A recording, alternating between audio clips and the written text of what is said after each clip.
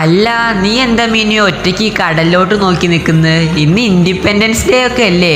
നീ കൊടി ഉയർത്താനൊന്നും പോയില്ലേ? ആടാ, ഇന്ന് ഇൻഡിപെൻഡൻസ് ഡേ ഒക്കെ ആണ്. അപ്പൊ എന്തായാലും ഹാപ്പി ഇൻഡിപെൻഡൻസ് ഡേ. പിന്നെടാ, ഞാൻ കൊടിയൊക്കെ ഉയർത്തിയായിരുന്നു. നമ്മുടെ ഫ്ലാഗ് ഞാൻ ഉയർത്തിയതെന്ന് പറഞ്ഞാൽ നമ്മുടെ ബാക്കിൽ ഒരു തെങ്ങ് നിൽക്കുന്നുണ്ട്. ആ തെങ്ങിന്റെ മേളിലുണ്ടായിരുന്നു. പിന്നെ എന്തായാലും ആ തെങ്ങിന്റെ മേളിലായ കാരണം ഒരു കാറ്റ് വന്നപ്പോ എന്ന് പറഞ്ഞ് ആ കൊടി അങ്ങ് പറന്നുപോയി. അപ്പൊ ഞാൻ ആ കൊടി നോക്കി നിൽക്കുകയാണ്.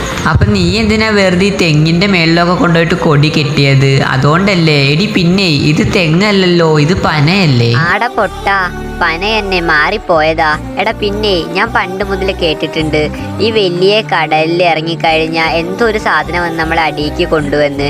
ഞാനും അതെ അതുപോലെ കണ്ടത്. നമുക്കൊന്ന് പോയി നോക്കിയാലോ? എടി അതൊക്കെ വെറൊരു കേൾവി മാത്രമാണ്. ഞാൻ വേണമെങ്കിൽ നിനക്കത് തെളിയിച്ചു തരാം. ഈ കടലിൽ എന്ന് പറഞ്ഞ ഒരു സാധനവും ഇല്ല. ഞാൻ വേണമെങ്കിൽ ഇതിൽ നീന്തി കാണിച്ചു തരാം. കണ്ടോ, ഞാൻ ഇതിൽ കിടന്ന് ഇത്രയും നീന്തിയിട്ടുണ്ട്. പക്ഷെ എന്നെ ഇതുവരെ ഒരു സാധനം കൊണ്ടുപോയില്ലല്ലോ. നീ ഒന്നും പേടിക്കൊന്നും വേണ്ട, ഇതിൽ നീ ഇറങ്ങി നോക്ക്. എടാ പോടാ, പക്ഷെ എനിക്ക് പേടിയാണ്.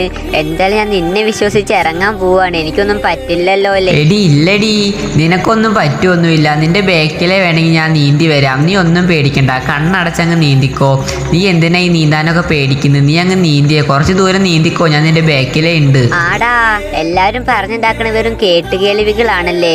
ഇതിലൊന്നും ഒരു സാധനത്തിനും കാണാനില്ലല്ലോ. ചുമ്മാ ഞാൻ ഇവിടെ വരെ നീന്തി. ഞാൻ അപ്പോഴും പറഞ്ഞതല്ലേ ഇതിലൊന്നും ഒന്നുമില്ലാന്ന്. നീ ചുമ്മാ ഇത്ര ദിവസം പേടിച്ചിരുന്ന്. അയ്യോ എടി മീനുവേ, നീ എവിടെ? താഴെ പോയോ? ഈശ്വര, അപ്പൊ ഇതിലെന്തോ ശരിക്കും സാധനം ഉണ്ടല്ലേ. വേഗം കരയ്ക്ക് ഓടി കയറാം.